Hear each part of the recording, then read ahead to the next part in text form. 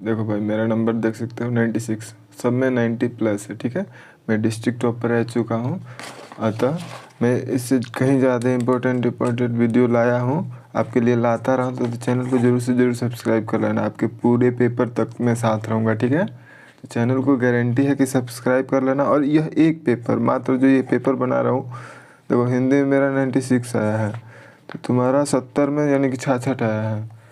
तो मात्र एक वीडियो में देख लोगे ना तो 60 प्लस पक्का आएगा, इस बात की गारंटी है 100%। अतः वीडियो को अंत तक जरूर देखें। मैंने आपका रिजल्ट दिखाया प्रूफ के तौर पे। आप क्या कर सकते हैं, इंस्टा आईडी ये है, इसका हाईलाइट जाकर चेक कर सकते हैं। ठीक है, देखिए हम क्या करेंगे, देखो मॉडल पेपर भी करवा दूंगा आपको, और मोस्ट इम्पोर्टेंट जैसे देखो मैंने लाल पीला हरा से क्या लिखा हूँ, जो एक्स्ट्रा आने वाला वो लिखा हूँ। ठीक है, पेपर दे के आएंगे तो कमेंट में पक्का लिखना। ठीक है, जितना बताया था उतना आया था कि नहीं आया था, या कितना आया था उतना जरूर बताना। ठीक है, देखो बाबू गुलाब राय किस युग के लेखक हैं, शुक्ल युग। चिंतामणि, देखो पहले तो ये तो निबंध है, क्या है, निबंध है। ओह हाँ ठीक है, निबंध है। कौन लिखा है, आचार्य रामचंद्र शुक्ल, देख लेना थोड़ा। ठीक है, रामचंद्र शुक्ल जी लिखे हैं। गबन गोदान मुंशी प्रेमचंद उपन्यास है, ये भी देख लेना। ठीक है, देखो दीपशिखा और यमा महादेवी वर्मा की रचना है। अब आते हैं शुक्ल युग की समय अवधि क्या होती है। तो देखो शुक्ल युग क्यों कहा जाता है, जलियांवाला बाग हत्याकांड हुआ था 1919 में, तो 19 दूनी 38। ठीक है, याद रहेगा आपको। नीड़ का निर्माण फिर ये तो पहले आत्मकथा है, हरिवंश राय बच्चन, देखो वही पूछा है। प्रिय प्रवास महाकाव्य है, किसका है, द्विवेदी युग का है। लिखा कौन है, अयोध्या सिंह उपाध्याय हरिओ। देखो कितने क्वेश्चन मिल जाएंगे, इसके बाहर कुछ नहीं आएगा, ये भी देख लेना। मधुशाला, अबे हरिवंश राय बच्चन जी का है। अबे भारत भारती काव्य संग्रह मैथिली शरण गुप्त का, आधुनिक काल कब से चला आ रहा है, 1843 से अब तक। ठीक है, मतीराम किस युग के लेखक थे, कवि हैं भाई, रीतिकाल। देखो ये 10 क्वेश्चन वो हमेशा आते थे। ये वाला रस छंद अलंकार, देखो इसमें क्या करना, रस है ना, उसका अस्थाई भाव आपको आना चाहिए। अस्थाई भाव, सारे रस का अस्थाई भाव। देखो ये पूछा है केवल हास्य रस का तो हास होता है, लेकिन करुण रस का शोक, श्रृंगार रस का रति, वीर रस का उत्साह, लिख दिया हूँ, पढ़ लेना। ठीक है, अब आते सोहत ओढ़े पीठ पट श्याम सलोने गात, क्या पूछा है, कौन सा अलंकार है। देखो मनऊ नील, देखो मनऊ यहाँ दिख गया ना, जहाँ भी मनऊ जनऊ सा दिख जाए वहाँ उपमा अलंकार होता है। ठीक है, देखो रोला छंद में कुल कितने चरण होते हैं, पहले तो देख लो कुंडली, यदि कुंडलिया आता है केवल एक ही, इसमें एक ही 6 चरण होते हैं, बाकी सब में 4 ही चरण होते हैं। ठीक है, और रोला ये भी कभी कभी पूछ देगा, ये सम मात्रिक छंद है, ये विषम। बाकी आप वीडियो को फिर से सुनेंगे तो याद आ जाएगा। तो देखो उपसर्ग क्या होता है भाई, उपसर्ग कुछ शब्द के पहले जोड़ के बनाए जाते हैं, नए शब्द उसे उपसर्ग होता है। आकर्षण में उपसर्ग क्या है, आ है। प्रत्यय बाद में जुड़ता है, कितने तरह का होता है, कृत प्रत्यय तद्धित प्रत्यय। पीताम्बर, ये देखो ध्यान रहे, ये क्या है, समास है। समास 1 2 3 में आपका समास खत्म हो जाएगा, चाहे कोई भी समास आए। ठीक है, देखो समास पीताम्बर बोले, दशानन बोले, गजानन बोले, हमेशा बहुब्रीहि लगाना। कर्मधारय में भी यही होता है, लेकिन तुम बहुब्रीहि लगाना हमेशा। ठीक है, द्वंद्व, देखो ये भी बीच वाला खड़ी दिख जाए ना, देखो मम्मी पापा में झगड़ा होता है, द्वंद्व का मतलब झगड़ा होता है, मम्मी पापा में झगड़ा होता है, भाई बहन में झगड़ा होता है, मतलब ये खड़ी वाला दिख जाए मतलब द्वंद्व। और 2 4 6 8 दिख जाए द्विगु, द्विगु माने 2 गो, और 2 मतलब संख्या होती है, तो याद रहेगा, ये ट्रिक है। और ये 3 के बाहर आपका आएगा ही नहीं। आंसू का तत्सम अश्रु। भाई थोड़ा ध्यान से वीडियो को देखना, और वीडियो को लाइक कर देना, चैनल को सब्सक्राइब कर देना, और दोस्तों के साथ ज़रूर शेयर करना। इतना इंपॉर्टेंट वीडियो है ना भाई कि नहीं बता सकता कितना। यड़ इको यड़ अच्छी, ये नियम है। संधि मैंने आपको बता रखा है, प्लेलिस्ट जाकर चेक कर लीजिएगा। ठीक है, बहुत कुछ बता रखा है, प्लेलिस्ट जाकर चेक कर लेंगे, नहीं चेक करेंगे तो इतना में हो जाएगा आपका।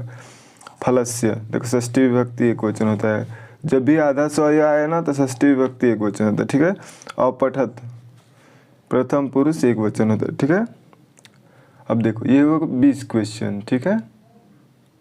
देखो ये दूसरा पार्ट इतना ईजी है कि मैं आपको बता नहीं सकता, जो बताऊंगा वही पढ़ के चले जाना, ये जिसमें मैं बताऊंगा वो पढ़ के चले जाना, पक्का आ जाएगा, और ऑप्शन भी नहीं है आपके पास। देखो पहले तो आपको पाठ का नाम पता चल जाना चाहिए।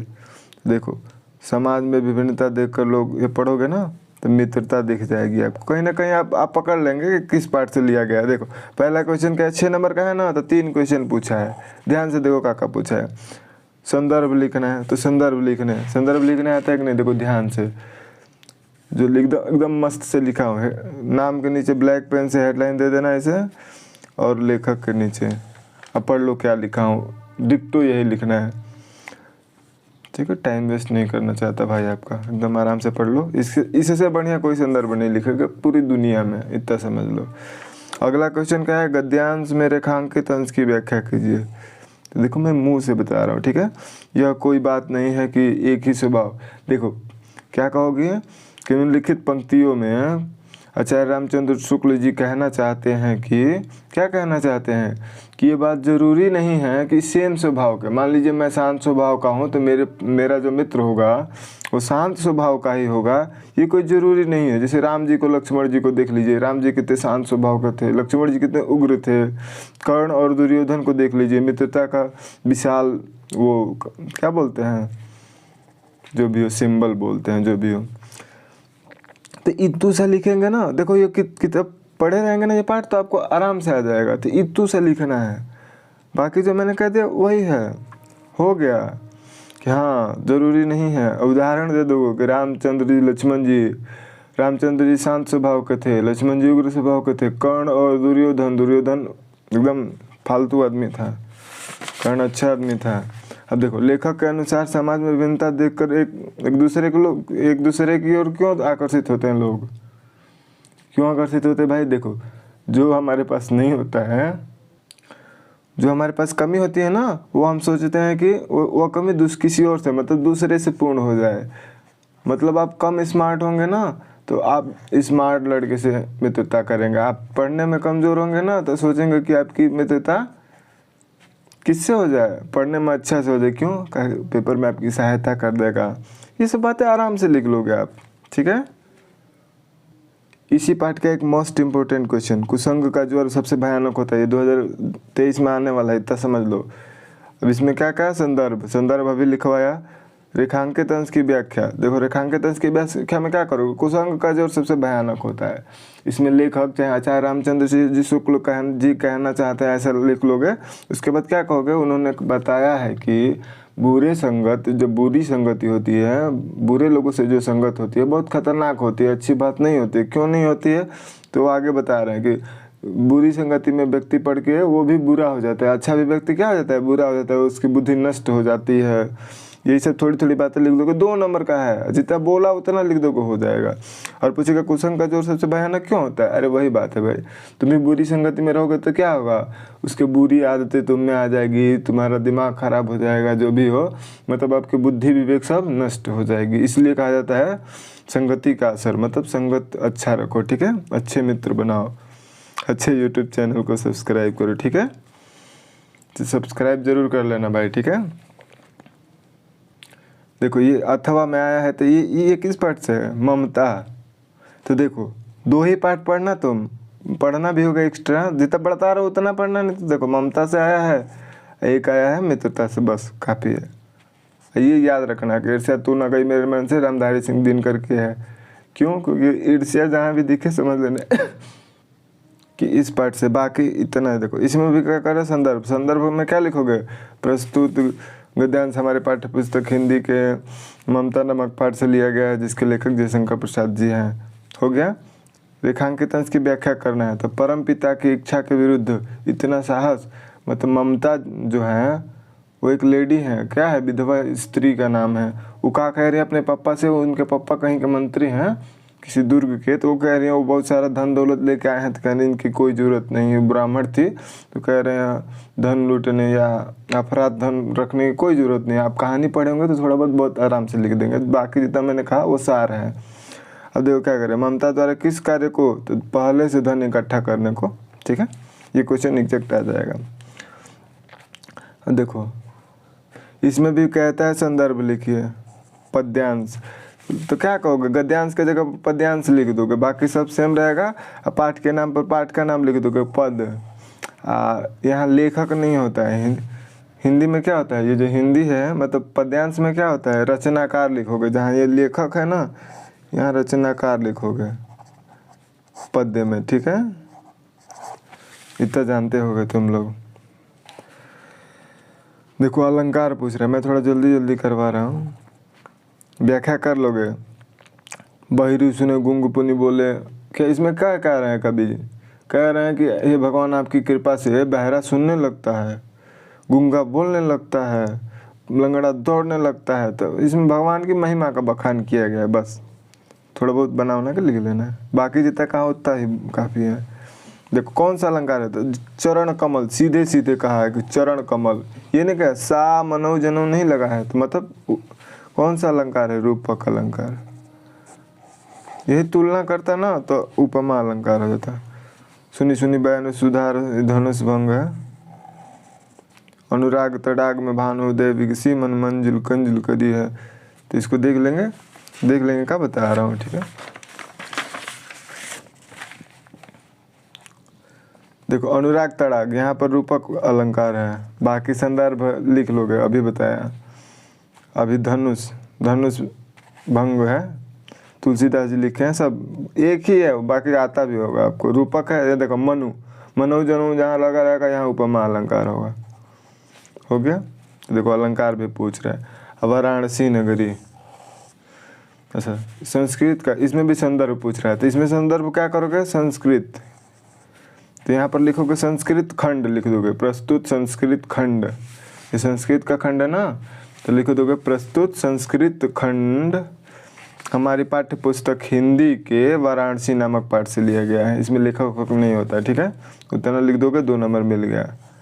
अब ईसा नगरी भारतीय संस्कृत भाषायाम च केंद्रम स्थल। यह नगरी वाराणसी के बारे में कहा गया है भारतीय संस्कृति और संस्कृत भाषा की केंद्र स्थली है। ऐसे ऐसे करके आप लिख लेंगे, ठीक है। ये पक्का, ये देखो श्लोक आप 3 याद कर लेना, ठीक है। जिसमें से ये पक्का याद कर लेना, आजीवन सूत्राणी में जो भी हो 3 याद करना श्लोक। 3 श्लोक याद करोगे क्या होगा, तो 2 नंबर का एक श्लोक पूछता है, तो डायरेक्ट यही श्लोक लिख दोगे, ये आया रहेगा, तब तो इसकी व्याख्या भी कर दोगे। देखो इसमें संस्कृत खंड कहा ना, संस्कृत गद्य खंड, ठीक है।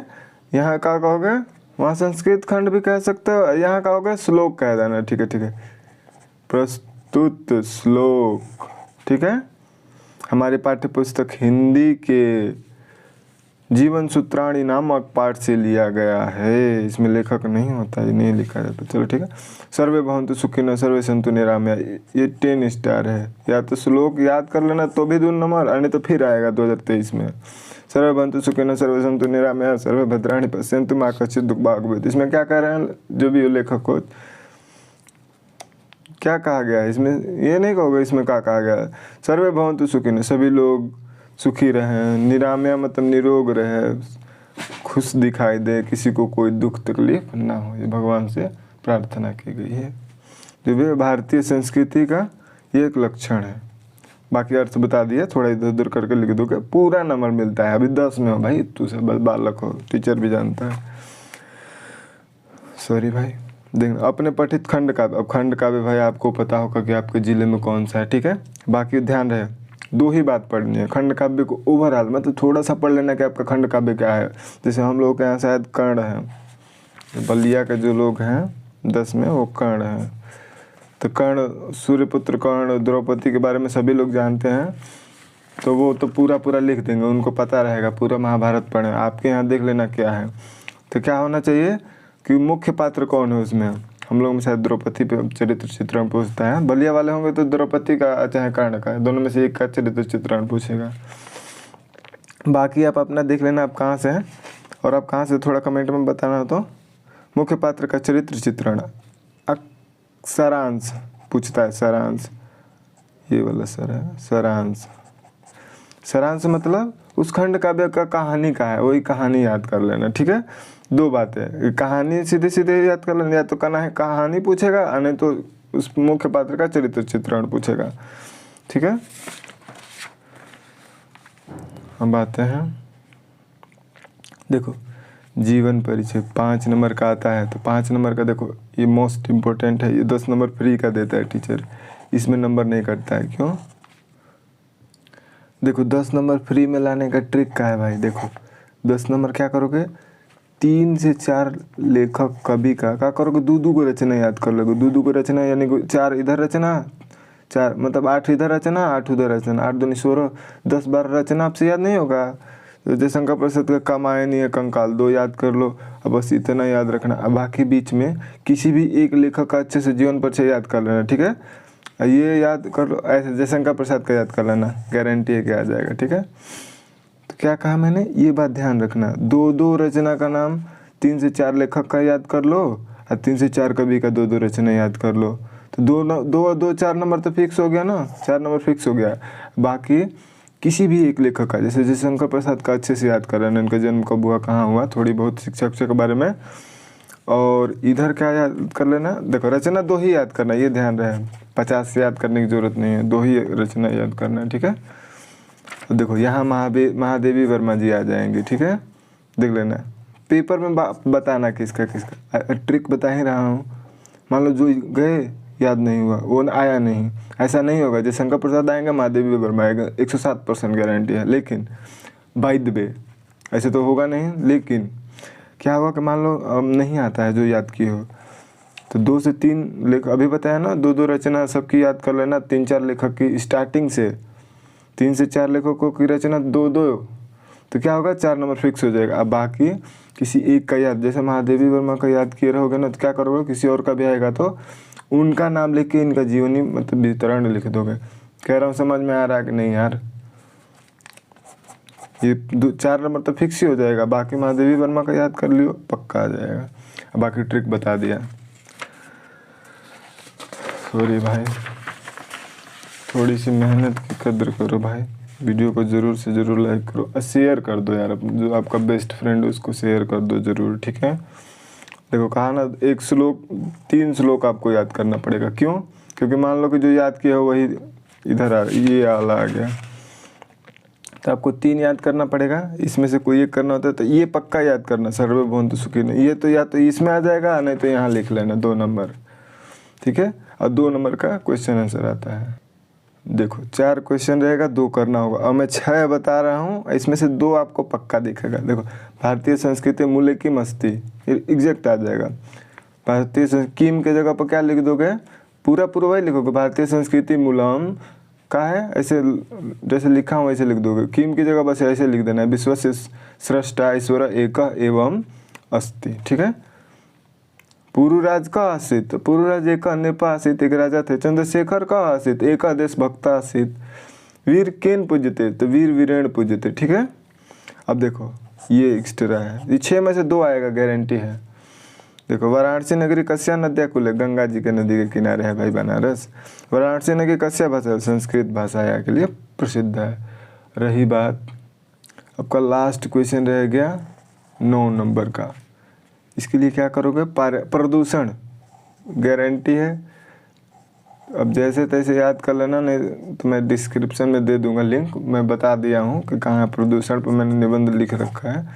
तो देखो क्या करोगे कि प्रदूषण पे अब मेरे प्रिय कवि पे आएगा तो क्या करोगे, अरे भाई किसी कवि का तो जीवन परिचय याद किया होगा ना, तो लिख दोगे वही। तो यहाँ निबंध थोड़ा इधर उधर करके, ये अनुशासन और ये 3, बाकी मैं नहीं मानता, ये आ जाएगा गारंटी है, नहीं तो ये दोनों में से कोई एक आ जाएगा। तब के लिए बाय बाय, मिलते हैं अपने अगले वीडियो में। चैनल को जरूर से जरूर सब्सक्राइब। इंस्टा आईडी ये है, इसका हाईलाइट जाकर चेक कर सकते हैं।